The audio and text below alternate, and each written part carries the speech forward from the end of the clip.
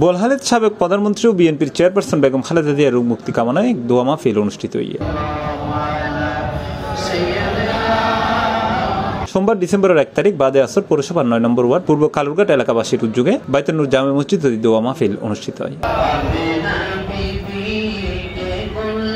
যেটা পৌরসভার বিএনপি নেতা মোহাম্মদ নাসির উদ্দিনের সভাপতিত্বে প্রধান অতিথি আছেন পৌরসভা বিএনপির সাবেক সিনিয়র সদস্য মোহাম্মদ রফিকুল ইসলাম আনসারী।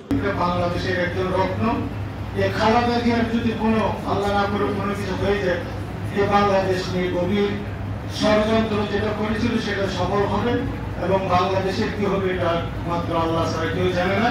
তাই আমরা উদাত্তভাবে আন্তরিকভাবে আপনাদের কাছে আবেদন করবো, আপনারা আন্তরিকভাবে এবং খালেদা জিয়ার জন্য, বাংলাদেশের ভবিষ্যতের জন্য এবং এই দেশের গণতন্ত্রের ধারাবাহিকতা রক্ষার্থে খালেদার জন্য আন্তরিকভাবে দোয়া করবেন। এই সময় আরো উপস্থিত আছেন পৌরসভা শ্রমিক দলের সদস্য সচিব মিজানুল হক, আব্দুল কন্ডাক্টর, লুকমান বাদশাহ, সাইফুদ্দিন, মহিউদ্দিন সহ এলাকার গণ্যমান্য ব্যক্তিবর্গ। পরে বেগম খালেদা জিয়ার রোগ মুক্তি কামনায় দোয়া ও মোনাজাত পরিচালনা করছে Maulana Abdur Rahman. C plus TV, Chittagong.